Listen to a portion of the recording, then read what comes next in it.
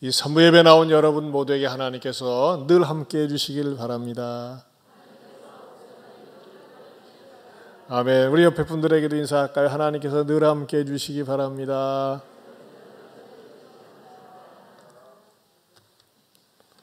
오늘은 사도행전 강의 197번째가 되겠습니다. 오늘 설교 제목을 흉년 속의 길라잡이다 라는 제목으로 이렇게 말씀을 준비했습니다.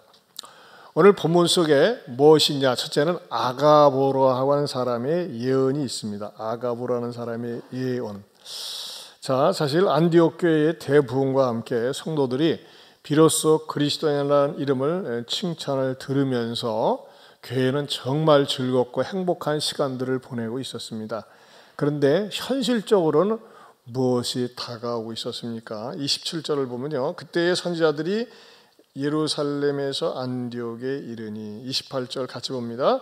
그 중에 아가보라 하는 한 사람이 일어나 성령으로 말하되 천하에 큰 흉년이 들리라 하더니, 거기다 줄을 치세요. 천하에 큰 흉년이 들리라. 여러분, 기분 나쁜 말입니까? 좋은 말입니까?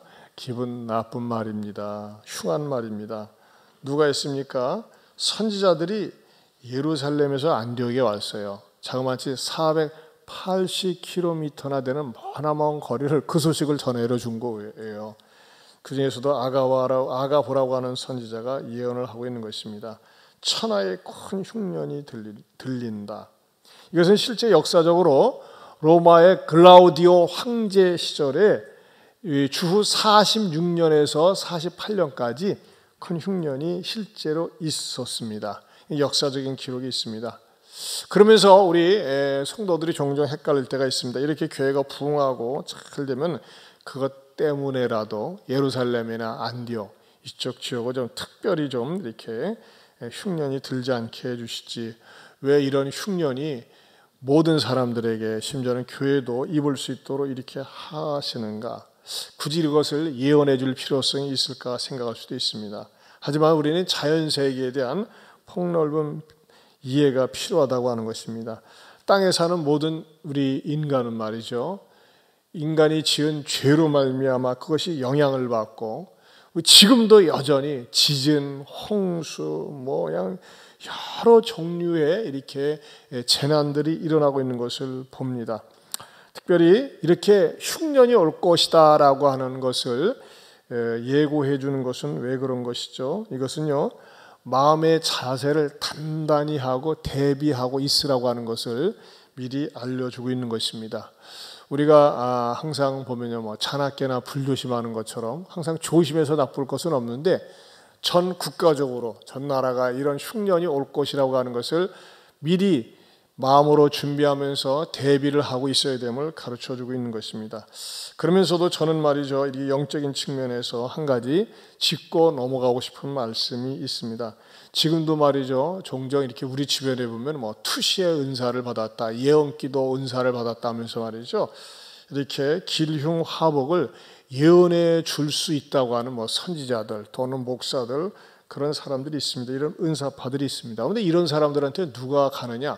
마음이 약한 사람들, 의지가 약한 사람들, 좀 일이 안 되는 사람들이 말이죠, 이게 갑니다. 근데 이런 사람들을 갖다가 불러다 놓고 이런 말 때문에 넘어갑니다. 내가 당신을 위해서 24시간 기도한다, 밤새 기도해 준다. 그러면 사실 자기는 그렇게 기도하지 못하니까 막 밤새 기도해 준다, 24시간 기도해 준다 그러면 그것에 말이죠, 마음이 혹해가지고 그런 넘어가는 경우가 종종 있어요.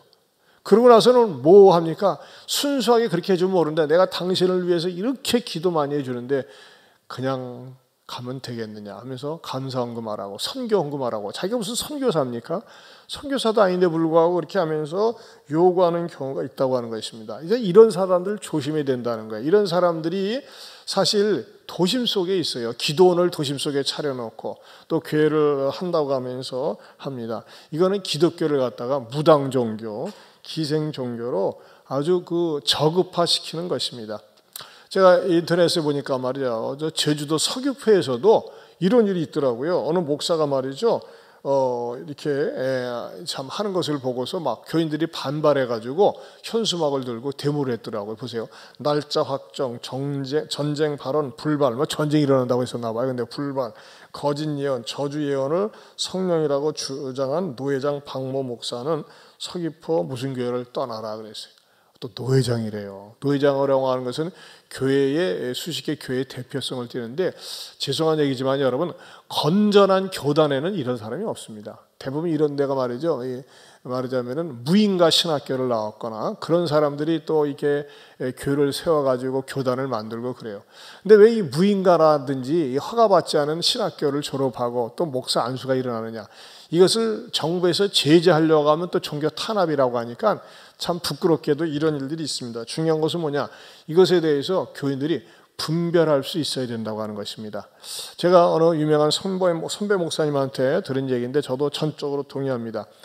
우리가 농어촌, 두메산골이나 그런 데서 목회하는 그 목사님들, 지난해 오군교회도 말씀드렸지만 그런 데는요, 교인이 얼마 모이는 것이 중요한 것이 아니라 교회가 있다는 것 자체가 중요해요.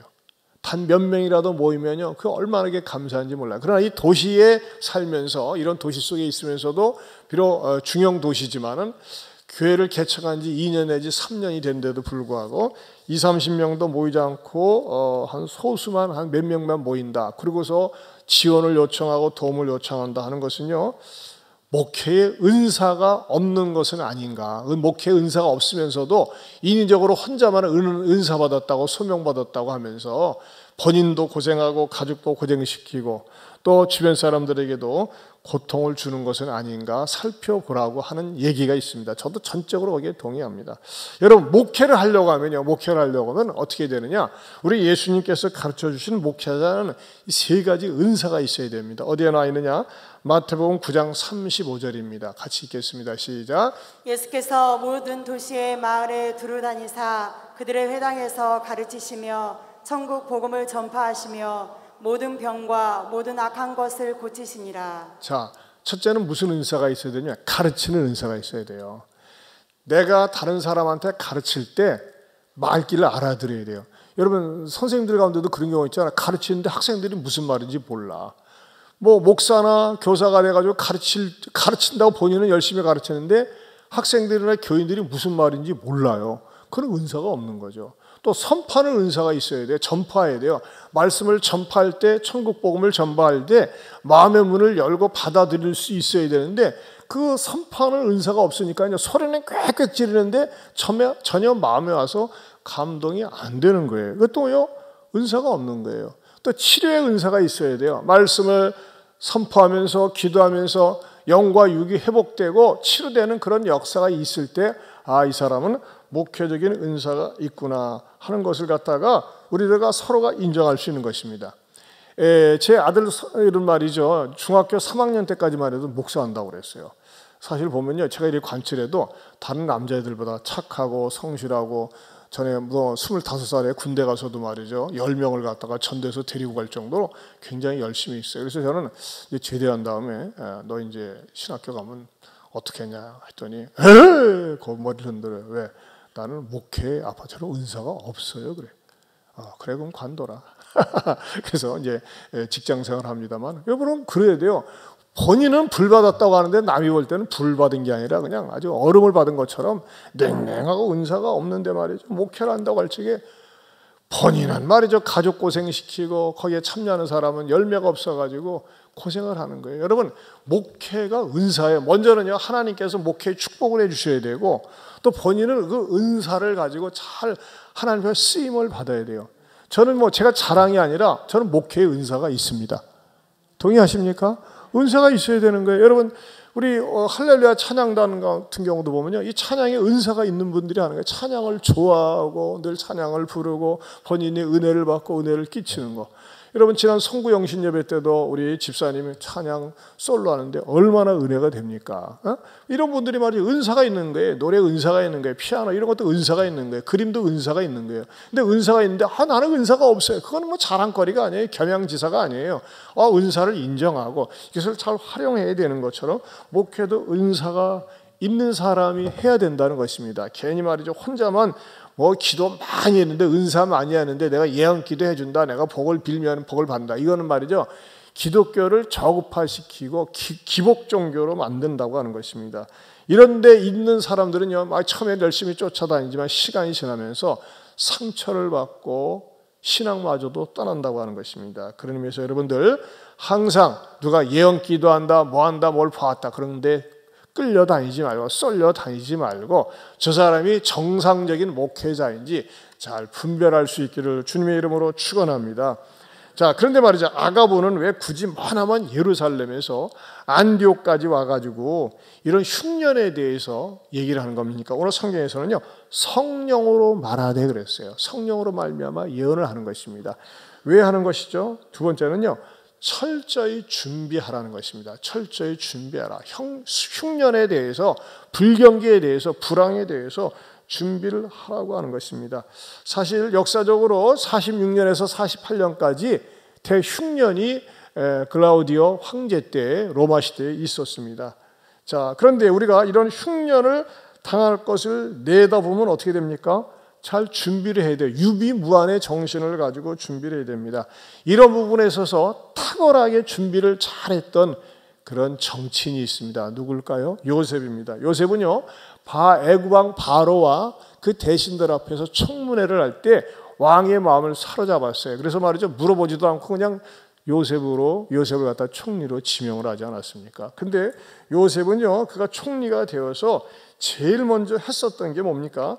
창세기 41장 46절 새 번역 성경을 보면 이렇게 기록되어 있습니다. 같이 보겠습니다. 시작. 요셉이 이집트 왕 바로를 섬기기 시작할 때 그의 나이는 30살이었다. 요셉은 바로 앞에서 물러나와서 이집트 온 땅을 두루다니면서 살폈다. 여러분, 요셉은 어땠습니까? 30살에 총리가 됐어요. 그런데 이 요셉은 자기가 갑자기 총리가 된 것 때문에 그 쥐에 연연하지 않고 정말로 민생을 파악하기 위해서 구석구석을 두루다니면서 살폈다고 하는 것입니다. 탁상공론에 빠지지 않았습니다. 일반적으로 어린 시절에, 젊은 시절에 너무너무 고생을 하고 너무너무 가난하고 너무너무 어려웠던 사람이 갑자기 성공하고 출세를 하게 되면 무인이 되고 교만하기 쉽습니다. 근데 요셉은 그렇게 하지 않았습니다. 철저하게 말이죠. 그도 고생을 했지만은 유비무환의 정신을 가지고 애굽 온 땅을 두루 다니면서 민생을 잘 살폈다고 하는 것입니다. 민생 밑바닥을 잘 살폈습니다. 자, 애굽에는 맨 처음에 뭐가 찾아왔습니까? 7년의 대풍년이 찾아왔습니다. 그런데 이 요셉은 이런 풍년이 어딨냐 하면서 말이죠, 먹고 마시고 놀고 쓰자면서 인기 정책을 펼치지 않았습니다. 무한정 복지 정책을 펼치지 않았습니다. 다가올 흉년에 대해서 어떻게 준비했습니까? 창세기 41장 47절을 보겠습니다. 같이 봅니다. 시작. 7해 풍년에 토지 수출이 심히 많은지라. 자, 그 다음에 48절에서 49절은요. 시작. 요셉이 애굽 땅에 있는 그 7년 곡물을 거두어 각 성에 저장하되 각 성읍 주위에 밭의 곡물을 그 성읍 중에 쌓아두매 쌓아둔 곡식이 바닷모래같이 심이 많아 세기를 그쳤으니 그 수가 한이 없어미었더라. 자, 얼마나 많은 바닷모래같이 많다고 있겠습니까? 그런데 말이죠, 여기서 주목할 내용이 있어요. 48절에 보면 이 내용이 굉장히 우리에게 주목을 하게 하고 연구하게 합니다. 그 7년 곡물을 거두어 어디에다가요? 각성에 저장하되 각성 주의 밭의 곡물을 그 성읍 중에 쌓아두매. 여기서 여러분 뭔가 새로운 걸 느끼지 않습니까? 여러분, 새롭게 자기가 자리를 잡았어요. 총리가 됐어요. 그러면 어떻게 할까요? 사람은요, 갑자기 성공한 사람은요, 어떻게든지 자기 이름을 드러내고 싶어요. 그러면 이럴 수도 있잖아요. 요셉 전창고 만들 수도 있다는 것이죠. 요셉 전창고, 요셉 창고. 근데 요셉은요, 이미 기존에 있는 각 성을 갖다가 새롭게 청소를 하고 새롭게 리모델링을 하면서 그 성을 이용했다고 하는 겁니다. 밭의 곡물을 그 성읍에 두었다고 그랬어요. 새로운 성읍이 아니에요. 이게 뭡니까? 이 요셉이 인기주의에 영합하지 않고 기존에 있는 것을 그대로 잘 활용했다고 하는 것을 보여주고 있습니다. 자기를 드러내지 않았다는 거예요. 여러분, 평창에 가보면요, 2018년 올림픽 때 지었던 그 많은 체육시설이 거의 폐허 수준이랍니다. 일본도 작년에 올림픽을 하면서 지었던 그 건축물들이 다 폐허가 되어 있대요. 여러분, 이런 것들은 전시행정 아니겠습니까? 참 정치인들이 정신을 차리고 정말 잘 살펴야 됩니다. 여러분 알고 계시면 베네수엘라는요, 땅 넓이가 91만 평방킬로미터가 됩니다. 대한민국의 9배 내지 10배가 됩니다. 여러분, 우리나라는 단 한 방울도 나지 않는 석유, 이 석유의 전 세계 석유 매장량 1위가 베네수엘라입니다. 2위가 어디입니까? 사우디아라비아. 3위가 캐나다. 미국이 9위입니다. 제가 이게 다른 나라의 순위를 밝혀드리는 것은 베네수엘라가 석유 매장량 1위의 나라고, 지하자원, 관광자원, 부존자원이 무궁무진합니다. 근데 인구는요, 우리나라 절반밖에 안 돼요. 2,870만. 그런데 나라가요, 지도자 한 사람을 잘못 만나가지고 풍비박산이 되어져 가고 있습니다. 이미 되었습니다. 2010년도 초반까지만 해도 두 자릿수를 유지하던 인플레이션율이 마두로 대통령 집권 후에 고삐가 풀려가지고 국제통화기금 자료에 따르면요, 베네수엘라의 연간 인플레이션율이 2015년에는요 세 자리에 접어든 다음에 2016년에는 254.95%, 2018년에는 자그마치 65,374.08%에 이르렀대요. 인플레이션이. 자, 이것은 좀 복잡하니까 쉽게요. 치킨 한 마리가 10,000원 하던 게 지금은요 1년 사이에 650만 원 한답니다. 여러분 무슨 말을 들어야지 놀랍니까? 세상에 치킨 한 마리 먹으려면 650만 원이에요. 계란 한 판 살려면 리어카에다가 돈을 갖다가 잔뜩 싣고 가야 된다는 거예요. 제가 이 재밌는 건 말이에요. 베네수엘라를 이렇게 연구하면서 살펴보니까요, 하도 돈 가치가 없으니까 의대 여대생이 말이죠, 돈을 가지고 미술 작품을 만들고 있더라고요. 이 사진 한번 보세요. 돈 가지고요 장난하고 미술 작품을 만들고 있어요. 그리고 이 베네수엘라가요, 이 대통령이 꼴통이야. 아주 그 좌파 정부의 꼴통이기 때문에 미국을 미워하고 미국을 싫어하고 미국을 공격해요. 그래서 아주 반미 사상을 심어주면서 말이죠, 미국하고 아니 원수 척을 지게 만들어가지고 미국에서는 땡전 한 푼 도와주지 않습니다.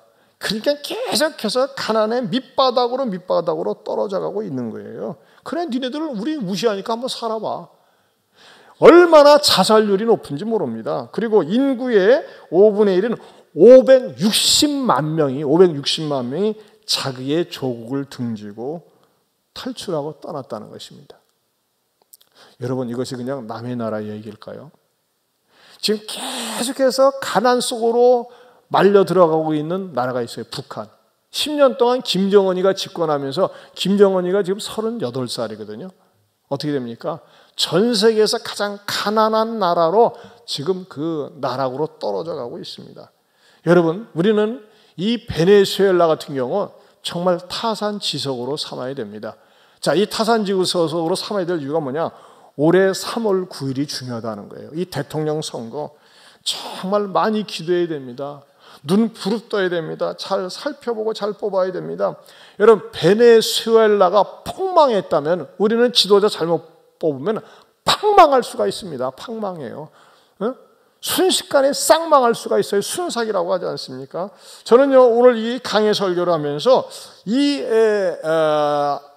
저희 안디옥교회를 중심으로 해서 큰 흉년이 일어날 것이라고 예언하는 것처럼 정치적인 흉년을 맞이하면서 이 민족의 흉년도 맞이할 수 있다는 것입니다. 어떻게 하면요, 지도자 한 사람 잘못 뽑으면. 그러면서 여러분들이 이 지도자를 갖다가 뽑아야 되는데 눈을 부릅뜨고 기도하면서 정말 우리 민족을 살릴 수 있고 희망을 줄 수 있고 길게 넓게 보는 안목을 가진 지도자가 누군지 이 흉년 속에 좋은 길라잡이를 선택할 수 있도록 기도하고 살펴보고 준비하시기를 축원합니다. 세 번째는요, 건강한 교회는 연약한 교회에 부조할 수 있어야 한다는 것입니다. 자, 예루살렘 교회가 예루살렘이 어렵다고 하니까 어떻게 했어요? 29절을 같이 봅니다. 시작. 제자들이 각각 그 힘대로 유대에 사는 형제들에게 부조를 보내기로 작정하고. 예, 거기다가 줄을 주세요. 부조를 보내기로 작정하고. 유대에 사는 형제들, 여기 유대에 사는 형제들이라는 예루살렘 교회를 얘기하거든요. 지역 거리상으로 약 480km가 떨어져 있다고 그랬어요. 어떤 성경학자들은 그렇게 얘기하더라고요. 좀 일리가 있어요.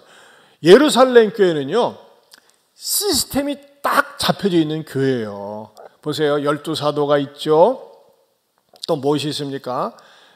성령과 지혜가 충만한 안수 집사, 스데반 집사, 빌립 집사 같은 그런 집사들을 뽑았죠. 교회가 딱 시스템이 잡혀져 있는 교회. 근데 교회가 너무너무 어려운 거예요. 왜 그랬을까요? 우리 사도행전 초요반부에 다뤘습니다만은 초대교회에서 말이죠. 너무 은혜를 받아가지고 말이죠. 내 것을 내 것이라고 하지 않고 가진 사람이 다 교회 옆에 헌금을 했어요. 내 것이 없어요. 유무상통하더라.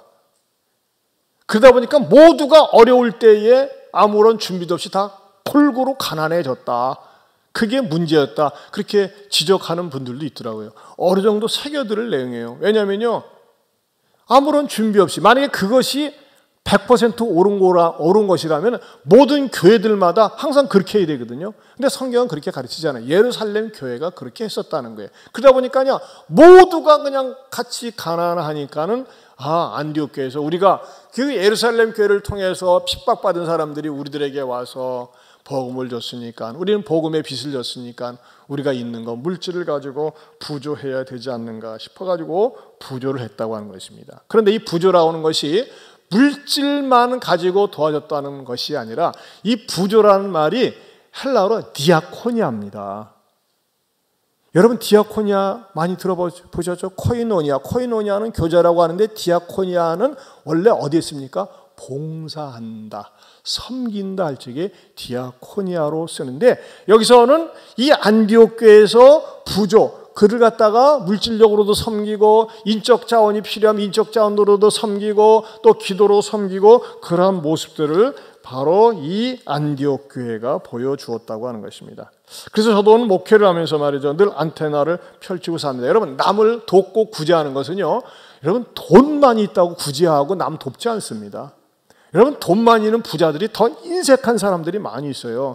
제가 아는 주변에 어떤 교회도 말이죠, 목사님이 새롭게 오셨는데 이전까지 거의 선교를 하지 않았대요. 선교를 나가지도 않고 보내지도 않고 협력하지도 않고 그냥 자체적으로만 쓰는 거예요. 그래서 새로 목사님이 오셔가지고 선교를 하자고 그러고 어려운 교회 돕자고 하는데 말이죠, 그걸 반대하면서 교회가 큰 분란이 일어난 적이 있었다고 제가 들은 적이 있어요. 아니에요. 건강한 교회는 말이죠, 우리만 같이 그걸 가지고 놀고 먹는 것이 아니라 어려운 교회, 어려운 성도 얘기를 들으면 어떻게 됩니까? 디아코니아, 우리가 물질을, 건강을, 달란트를, 모든 것을 나눌 수 있고 베풀 수 있어야 된다고 하는 것입니다. 지난 12월 17일 날 오전 7시에 우리 노회 임원 정치부 모임에서 덕진교회에서 모임이 있었어요. 근데 모임에 갔는데 목사님들이 굉장히 긴장되어져 있고 굉장히 굳어져 있더라고요. 그래서 왜 그러는가 가만히 듣고 보니까요, 51세 된 박준하 목사님이 이 교인들과 접촉을 하면서 교인들 가운데 환자가 있었던 것 같아요. 근데 그 가운데 그 교인이 양성 반응을 얻었는데 그분에게 감염이 된 거예요. 근데 목사님 자신이 기저질환자였어요. 근데 갑자기 막 열이 오르고 말이죠, 몸에 여러 가지 증상이 나타나서 119 응급차에 실려서 가는데 응급차에 실려가다가 돌아가셨어요. 나이는 51살. 그 말을 들으니까 얼마나 우리의 침통합니까?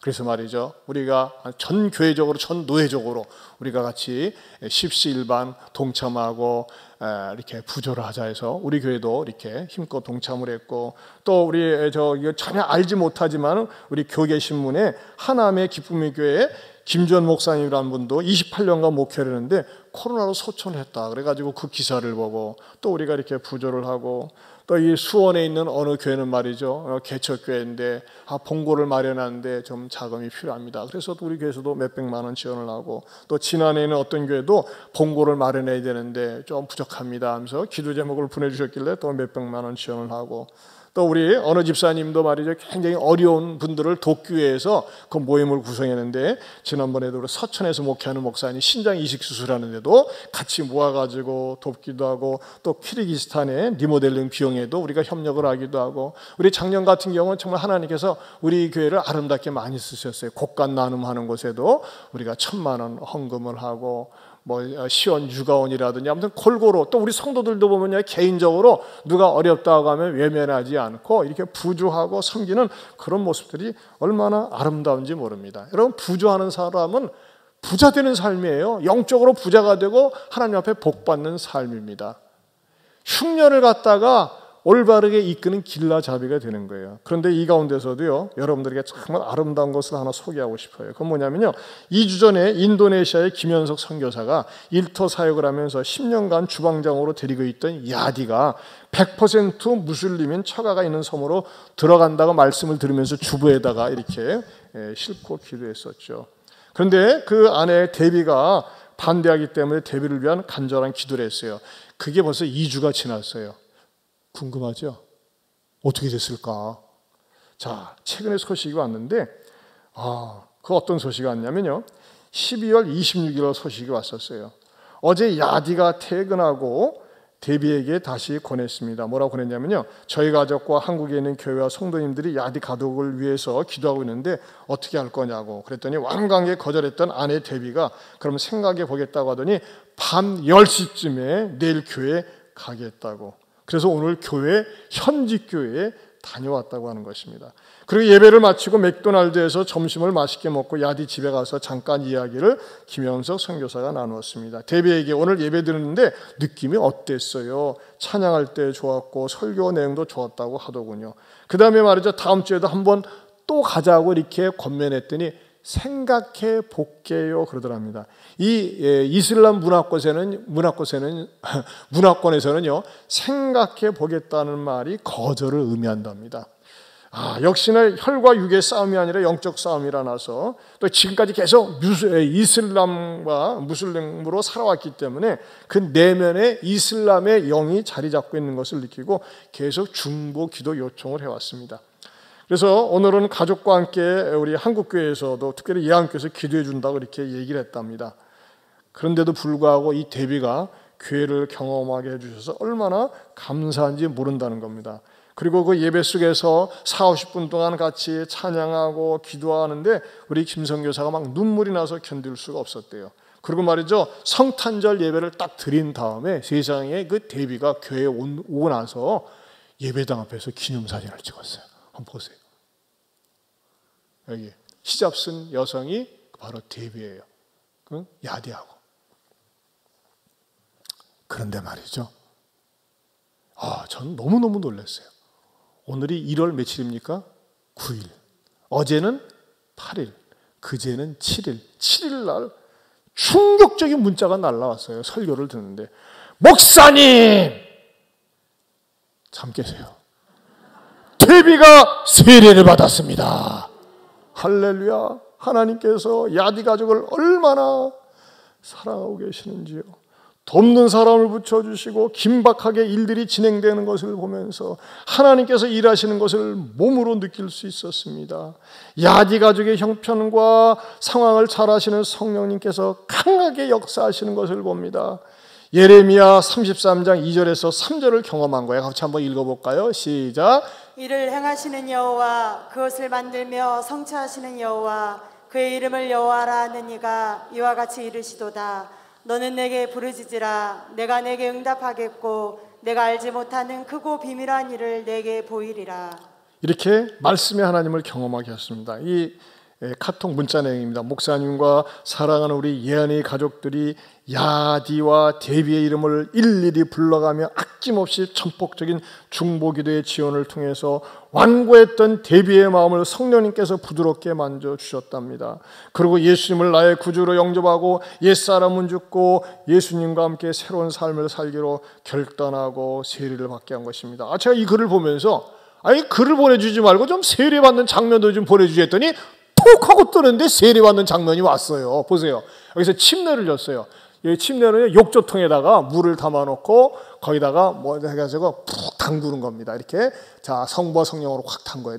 제가 볼 적에 우리 장로교에서 이렇게 머리에 약식으로 주는데 이게 좋은 것 같아요. 이 옛사람의 센 사람들은 말이죠, 침례를 줄 때 물에 좀 더 오래 담그는 거예요. 탁 담궜다가 죽을 때쯤 되면 싹 이렇게 해가지고 성부와 성자와 하면은 더 실감이 나는데. 그러지 않겠어요? 세상에 데비가 이게 침례를 받았어요. 세례를 받았어요. 이야, 얼마나 감격스럽습니까? 우리 하나님께 영광해 봤어요.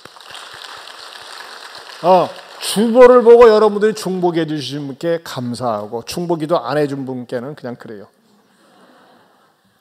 그러면서 우리 김현석 선교사가 이렇게 카톡 문자를 이렇게 보내왔어요. 한번 같이 보겠습니다. 시작. 가족은 야지 가족이 함께 모여 기도하고 예배드리는 그런 가정이 되기를 바라고 원해서 무슬림인 데비에게 교회를 경험해주고 싶었는데 하나님께서는 우리 예안의 어디요? 우리 예안교회의 중보기도를 통해서 계속해서요. 저희가 원하고 바라던 것보다 더 크게 일하셨습니다. 신실하신 하나님을 찬양합니다. 자, 그리고 이어서요. 이제 시작이라고 생각을 합니다. 야디 가족이 교회가 되고 야디 가족을 통해 처가 식구들이 복음을 듣고 구원받도록 야디 가족에게 귀한 동역자를 붙여주시도록 야디 가족이 가정교회를 세워나가는 귀한 사역자가 되도록 1월 9일 이사를 하게 되는데 필요를 채워주시고 잘 정착할 수 있도록 1월 9일이 언제예요? 오늘이에요. 예배드리고 오후에 이사를 하는 거예요. 그리고 계속해서 야디 가족을 품고 기도해 주셨으면 좋겠습니다. 고맙고 감사합니다. 그래서 제가요, 이제 우리 김성 교사가 보내온 이것을 읽으면서 1월 9일 이사를 하게 되는데 필요를 채워주시고 여기서 또 안테나가 딱 걸린 거예요. 필요라는 게 뭐겠어요? 사람이 가서 도와주는 게 있어요? 도와주는 걸까요? 아니에요. 뭐니 해도 머니가 필요한 거예요. 이사하는데. 그래서 제가 이제 문자를 보냈어요. 참 크게 격려하고 싶은데 또 마침 세례까지 받았는데 자, 이 액수 정도면 괜찮겠습니까? 했더니 목사님 그 액수는요 우리 야디 형제의 3개월치 되는 월급이래요. 그래서 제가 오늘 예배 마치고 나면 100만 원을 보낸다고 그랬더니 너무너무 기뻐하는 거예요. 100만 원이 왜 그쪽에서는 우리에게 있어서는 거의 1000만 원 정도의 가치가 있는 거예요. 그래가지고서 말하자면 야디 가족에게 크게 위로가 되고 격려가 된다고 참 고마워하고 그러더라고요. 저는 너무나 감사하게도 정말 이 야디 가족을 위해서 우리가 말이죠 그냥 주보 안과 밖에다가 그 내용을 싣고 기도하면서 우리 모든 교회가 디아코니아로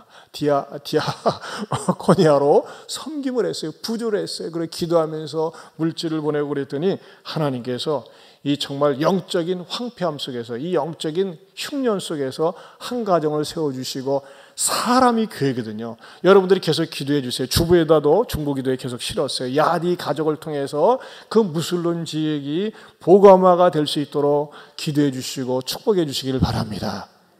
정말 감사한 거는요. 우리 김현석 선교사는요. 40대 중반까지 사람은 착하고 열심이고 기타 칠 줄 알고 건강한데 없는 게 딱 있었어요. 돈이 없고 여자가 없었어요.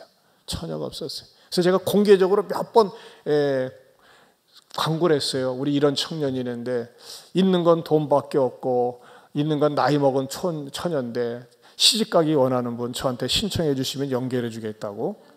근데 소식이 없었어요. 그러다가 어느 순간에 우리 김성 교사가 제가 말이죠 하와이의 열방대학에 선교 대학원에 공부하라고 가고 싶다고 그래가지고 그걸 보냈어요. 그랬더니 세상에 거기 딱 오는 날 처녀를 하나 데리고 온 거야. 참 길이 열려가지고 말이죠 이 노총각 노처녀가 만나는데 그 처녀 자매가 굉장히 똑똑하고 아주 샤프해 스마트하고 그래가지고 드디어 하나님께 소명을 받아가지고 들이 인도네시아의 선교 사역을 마음껏 펼칠 수 있게 돼서 얼마나 감사한지 모르겠어요. 이게 뭡니까? 이게 교회의 부조라고 하는 것입니다. 디아코니아예요. 사랑하는 성도 여러분, 하나님께서 저와 여러분에게 건강, 시간, 은사, 물질 주셨을 때 누가 어렵거나 힘들 때 그 기회를 놓치지 말고 부조할 수 있고 섬길 수 있기를 주님의 이름으로 축원합니다. 그것이 개인의 삶을 아름답게 만듭니다. 우리 개인적으로 성도들 가운데 그렇게 하는 분들이 여러분들이 계세요. 얼마나 감사한지 몰라요. 더 나가서는 말이죠. 우리가 정치적인 흉년을 맞이하지 않기 위해서 여러분 흉년을 맞이해 보세요. 베네수엘라 우리가 너무나 먼 나라 남의 나라이기 때문에 실감이 안 나지만 얼마나 고통스럽겠습니까? 우리나라는 결코 그런 일을 맞이하지 말아야 됩니다. 그렇게 하기 위해서는 정신을 똑바로 차리고 매일 여러분들이 3월 9일을 위해서 기도하세요. 하나님, 이 나라의 좋은 대통령, 우리의 만족을 주고 우리들 나라를 갖다 건강하게 올바로 이끌 수 있는 대통령이 될 사람이 누구입니까? 하면서 여러분들이 늘 살펴보고 기도하면서 좋은 대통령이 선출될 수 있도록 기도로 준비해 주시길 바랍니다.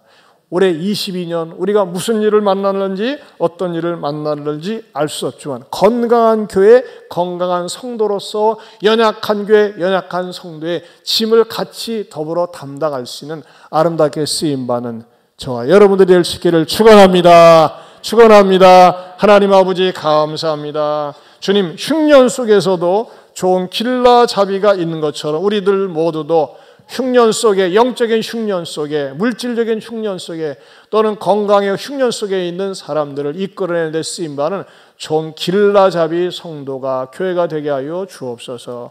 예수님 이름으로 기도하옵나이다. 아멘. 우리 찬양 나의 남은 생에는 복음에 편지되어 살리라. 우리의 사명으로 알아서 같이 부르고 예배 마치겠습니다. 나의 남은 생애를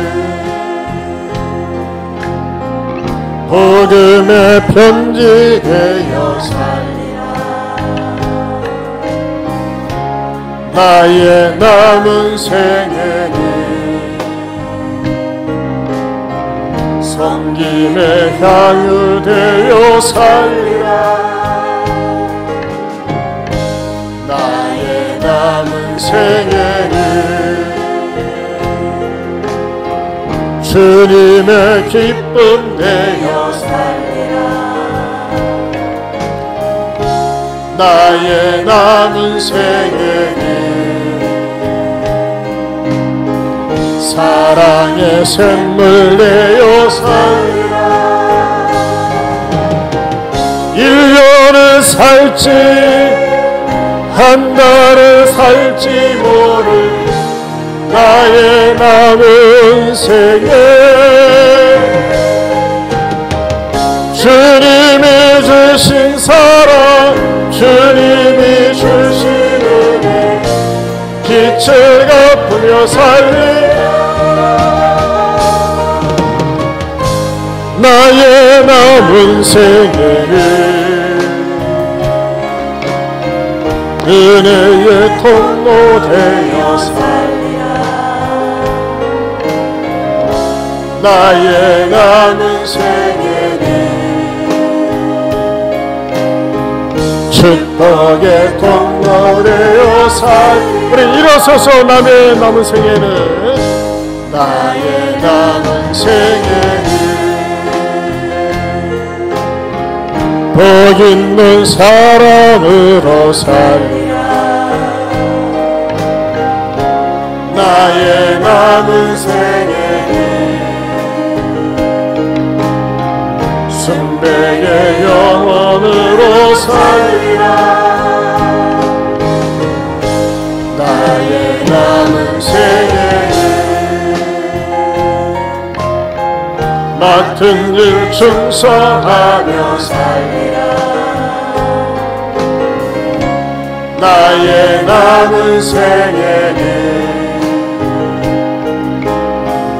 행복한 전도자로 살리라. 1년을 살지 한 달을 살지 모를 나의 남은 생애 검사에 감사하며 쉼없이 기도하며 주님 뜻대로 살리라. 나의 남은 생애를 정직한 예배자로 살리라. 나의 남은 생애는 하늘에 속한 자로 살리라. 여러분, 부조라고 하는 건요, 어려운 이웃, 어려운 사람에 대한 얘기를 들으면 기도해 줄 수 있는 것도 부조입니다. 우리가 여러분 인도네시아 직접 가진 못하지만 얼마나 부조를 많이 했습니까? 기도하면서요. 제가 어저께도 참 슬픈 얘기를 하나 들었어요. 소소원이라고 하는 자매가 있는데 주일학교 우리 교회 다녔고 대학 우리 교회에서 다니면서 졸업을 하고 또 간호사로 일했었는데 34살인데 어제 세상을 떠났어요. 쌍둥이 아이들 둘을 남기고 참 너무나 가슴이 아프더라고요. 얼마나 그 가족들이 유족들이 가슴이 아프겠어요. 여러분 기도해 주세요. 이제 34살인데 4살 된 쌍둥이 둘을 남겨놓고 그 먼저 세상을 떠난 그 우리 소소한 자매 유족들 어머니 아버지 얼마나 참 가슴이 아프겠어요. 하나님 유족들을 위로하여 주시고 긍휼을 베풀어 주시고 이 슬픔을 잘 감당하고 이기게 하여 주옵소서. 나에게 건강 주시고 시간 주시고 물질 주시고 은사 주셨을 때 전 나만을 위해서 우리 가족만을 위해서 쓰는 것이 아니라 하나님 나의 도움을 필요로 하는 사람들을 위해서 기도할 수 있고 내 은사를 쓸 수 있고 물질을 쓸 수 있는 부조할 수 있는 인생 그런 인생이 내가 되게 해달라 우리 교회가 되게 해달라고 우리 두 손 들고 주여 한번 부르고 기도합니다. 주여 하나님 아버지 감사합니다. 오늘도 하나님 앞에 있어 아버지의 흉년 속에 길러주옵소서. 아버지 하나님 아버지 하나님 우리 모두 하나님 앞에 주님 하나님께서 시간을 아버지 나를 위해서 살게 하고 부자하면서 살게 하시옵소서. 기도로 부자하고 물질로 아버지 하나님이여 건강으로 우리 교회가 되고 우리 성도들이 되었습니다. 우리 소원이 아버지 하나님이여 가져가겠습니다. 하나님이 이루하여 주시고 어린 쌍둥이들 하나님께서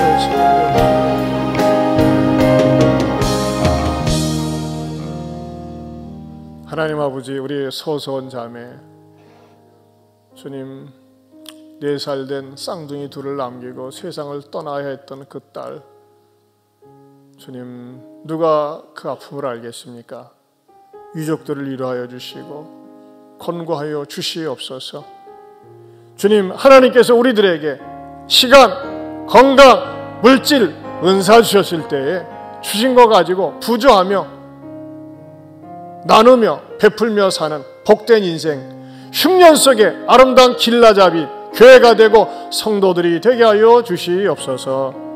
이제는 우리 주 예수 그리스도의 은혜와 하나님 아버지의 변함이 없는 사랑과 성령님의 감화감동 교통하심의 은혜가 흉년 속에서도 복된 길라잡이의 삶을 살겠노라고 다짐하는 모든 성도들 위해 영원토록 함께 있을지어다. 아멘.